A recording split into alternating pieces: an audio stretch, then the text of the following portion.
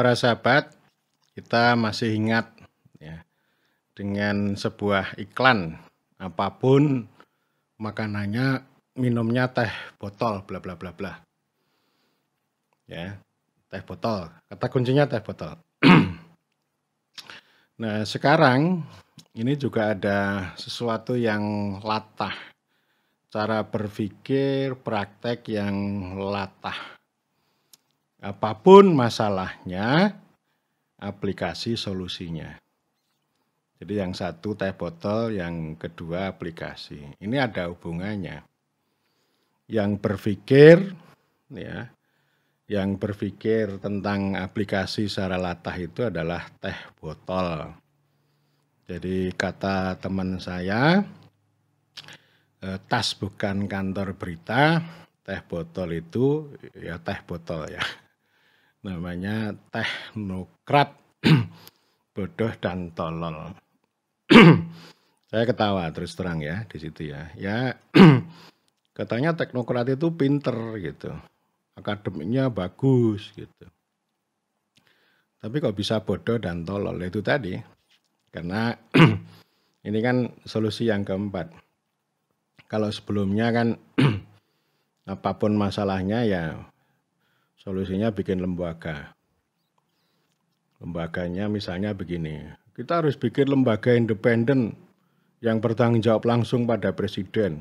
Wah, itu banyak banget di pusat sana, itu banyak banget ini. Komisi, badan, lembaga banyak banget. Ya, itu tadi ya, itu pikiran teh botol. Kemudian bikin aturan, regulasi ya. Ya apapun masalahnya regulasi. Harus legal. Semuanya harus legal, ternyata menjerat gitu ya. Bukan memberikan otot besar bagi pemerintah, tapi malah menjerat pemerintah. Juga menjerat birokrasi, menjerat rakyat, dan masih banyak lagi. Ya. Saya kira kami ini perguruan tinggi desa ini juga banyak dijerat dengan aturan-aturan yang dibuat oleh teh botol tadi. Lalu yang ketiga, apapun masalahnya kan bikin proyek. Nah, aplikasi ini juga proyek gitu. Supaya aplikasi ini mengikat banyak orang, dibikin namanya aturan. Nanti ada wadahnya, jadi ada lembaganya, ada aturannya, ada proyeknya, ada aplikasinya. Ini udah jadi satu, itu karya teh botol betul gitu. Ya, jadi entah aplikasi pendataan, gila ini namanya pendataan, banyak banget itu. Nanti aplikasi keuangan, aplikasi tetek bengek banyak banget. Ya. Dan itu kuatannya itu inovasi itu. Dan sekarang itu dikaitkan itu sebagai salah satu bagian dari digital government atau government 4.0, pemerintah digital. Dan itu juga diyakini bahwa digital government, digital 4.0 itu menjadi penanda ya bagi pemerintah kelas dunia, world class government gitu. Ya, saya nggak mau ngomong teorinya, itu banyak banget, itu teorinya begini. Tapi saya nggak mau ngomong ke sana ya, digital government ini. Ya, tentu kalau pemerintah melakukan digitalisasi berbagai dokumen atau apapun lah, termasuk kalau misalnya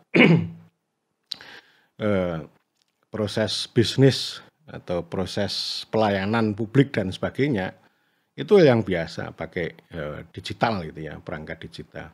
Kita sehari-hari memakai perangkat digital, ya, pakai aplikasi, entah itu yang GoGo itu atau yang macam-macam lah, itu kan banyak. Jadi maknanya mereka itu aplikasi itu adalah memudahkan supaya lebih mudah, lebih cepat begitu ya. Tetapi dia itu hanya perangkat. Ya urutannya kan harus politik, hukum, administrasi, manajemen, baru teknologi. Jadi bukan ini tiba-tiba Tidak ada politiknya, lalu ada teknologinya. Dan artinya kalau digitalisasi itu hal yang biasa lah. Meskipun itu juga bisa menimbulkan masalah gitu. Nah, masalahnya di mana gitu ya. Itu bisa kita lihat gitu ya. Yang pertama ini kan kayak ini ya. Jadi yang pertama digital itu, perangkat digital ini segala-galanya ini. Termasuk aplikasi itu. Aplikasi pendataan dan sebagainya, itu ketika dia dimasukkan dalam kerangka proyek regulasi itu tadi, dia menjadi teknokrasi. Jadi dia bukan sekedar teknologi yang memudahkan hidup manusia ya, meskipun teknologi juga banyak yang melakukan dehumanisasi. Tapi dalam konteks ini saya tempatkan teknologi itu sebagai sesuatu karya peradaban manusia yang memang untuk melayani manusia, untuk memudahkan hidup manusia. Tetapi teknokrasi itu adalah yaitu sebuah perangkat yang membuat manusia hidup lebih susah. Ya, jadi kalau sudah perangkat itu jadi teknokrasi itu artinya ya dia akan meminggirkan demokrasi. Demokrasinya nanti dulu. Saya sering mengatakan, oh ini perangkat membunuh hakikat. Jadi desa sudah membuat keputusan misalnya untuk bikin dam desa, bikin kanal desa, masuk dalam APB desa, setelah dimasukkan dalam aplikasi, aplikasinya tidak menerima, menolak gitu. Lalu pemegang aplikasi menyarankan musyawarah lagi dulu aja. Loh ini kan kayak kerja teknis gitu. Itu omongnya enteng aja bahwa musyawarah itu dianggap sebagai kerja teknis. Dan akhirnya orang itu ketika membuat penganggaran yang seharusnya sebagai proses politik akhirnya menyesuaikan dengan kode-kode di dalam aplikasi itu. Ya. Jadi ini problem besar ya, problem besar yang saya kira perlu kita cermati. Apakah aplikasi itu memudahkan atau malah justru menjerat atau membunuh hakikat. Dan itu banyak yang terjadi seperti itu. Kemudian yang kedua, ini yang namanya aplikasi digital dan seterusnya itu ternyata ya proyek prematur. Saya sudah bicara juga di video sebelumnya, ini proyek prematur. Ternyata ya kesiapan secara teknis pun itu prematur, gagal. Jadi aplikasinya malah dicaci maki oleh banyak orang, membuat sedih. Sistemnya down, jadi servernya juga down.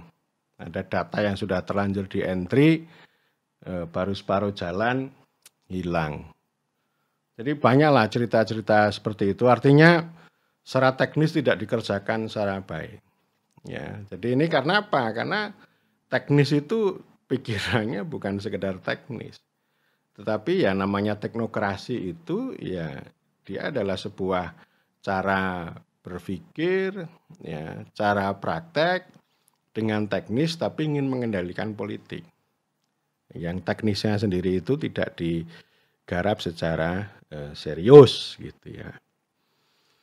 Kemudian yang ketiga, ya ini digital government ini itu bukan sekedar pemerintah menggunakan perangkat digital, tapi cara pandang, perspektif, interest macam-macam itu ingin membuat itu ya pemerintah itu berwajah digital.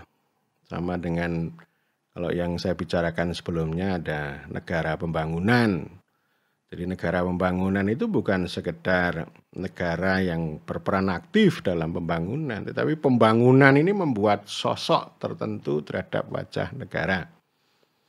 Jadi wajah negaranya itu ya berwajah pembangunan, sehingga disebut dengan developmentality gitu ya. Jadi artinya ini ya saya ingin katakan bahwa segala hal itu ya hajat hidup orang banyak, kepentingan rakyat, kerja-kerja birokrasi, kerja-kerja parlemen dan sebagainya, termasuk kerja pemerintah itu didrive, digerakkan dengan nalar kepentingan tujuan pembangunan. Itu namanya developmentality. Kemudian saya sebut ini bukan government by people, pemerintah oleh rakyat, bukan. Akhirnya yang terjadi adalah pemerintah oleh pembangunan. Demikian juga dengan digital government itu mau mengarah ke sana. Ini nalar yang sangat perpaduan antara teknologi dan homo economicus, makroekonomi, ya, perhitungan efisiensi, cepat, murah, mudah gitu ya. Itu mau dimasukkan ke dalam ya cara berpikir rasionalitas pemerintah. Sehingga nanti pemerintahnya itu berwajah digital. Para teh botol itu meyakini bahwa IT, perangkat digital ini bukan sekedar supporting system, bukan sekedar sistem pendukung yang melayani pemerintah, tapi ini sebagai backbone atau sebagai tulang punggung, sebagai motherboard dan seterusnya. Gitu. Sehingga ini nalar-nalar neolib itu begitu ya, neoliberal itu begitu. Bagaimana menggunakan kombinasi antara revolusi industri, teknologi, dan cara berpikir homo economicus ke dalam dunia politik pemerintahan itu dimasukkan dalam ya kebijakan, cara kerja, rasionalitas pemerintah. Jadi ini artinya ya pemerintah yang berwajah digital, seperti halnya negara berwajah pembangunan ya. Jadi ini ya itulah yang kemudian nanti diharapkan baik itu kerja-kerja pemerintah semuanya itu lebih efisien, lebih cepat, lebih mudah, lebih dan seterusnya ya. Jadi soal kecepatan, kemudahan, kepastian itu akan di situ. Dia nggak akan berbicara tentang keadilan, tentang distribusi pemerintah, tentang proteksi pemerintah. Pokoknya ya ini cara kerjanya ya kayak aplikasi-aplikasi yang di e-commerce itu ya. Jadi maksudnya mau begitu gitu. Jadi nggak perlu lagi dengan cara interaksi antara pemerintah sama rakyat itu. Kalau zaman dulu ya itu namanya protokoler itu saya sebut sebagai negaranisasi pemerintah. Jadi pemerintah yang berwajah negara begitu ya. Dan saya mengatakan bahwa ya penting protokoler itu, tapi yang berlebihan itu namanya protokoler yang memblokade hubungan antara pemerintah sama rakyat. Demikian juga dengan digital itu juga begitu nanti. Ya, jadi tidak semua hal itu bisa diselesaikan dengan cara digital. Yang ini yang poin berikutnya ya. Poin berikutnya sebenarnya digital government itu untuk siapa? Ya tadi untuk pemerintah kelas dunia. Ya biarkanlah itu. Tetapi saya ingin membuat argumen lain ya, counter attack gitu ya. Jadi counter discourse. Ya, saya mengembangkan discourse ya. Kita ini butuh pemerintah kelas rakyat, bukan pemerintah kelas dunia. Bukan pemerintah yang melayani korporasi. Korporasi penting, perusahaan penting, kapitalisme penting. Pemerintah butuh devisa, pemerintah butuh pajak dan sebagainya itu penting. Ya. Tetapi rakyat itu ya pemilik pemerintah. Jadi tidak semua urusan rakyat itu bisa diselesaikan dengan cara ini ya digital government. Ya. Jadi ini kan sebenarnya kan untuk kepentingan rakyat jelita, bukan rakyat jelata. Apakah misalnya pupuk yang langka bisa diselesaikan dengan perangkat digital misalnya gitu ya. Misalnya gitu ya, contoh. Kemudian juga dengan kegagalan panen misalnya. Jadi ada banyak persoalan yang dihadapi rakyat gitu ya. Jadi artinya kalau kita semuanya akan latah gitu ya, akan latah ke digital government itu, ya akhirnya nanti kita tunggang langgang. Jadi kita selalu mengikuti arus, tidak punya daulat ya.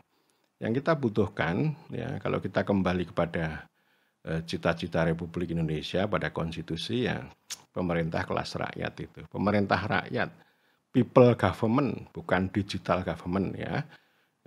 Bukan berarti kita mau meniadakan perangkat-perangkat itu. Tapi perangkat digital teknologi itu harus kita tempatkan ya teknologi yang mendukung manajemen, mendukung administrasi, mendukung hukum, dan mendukung politik.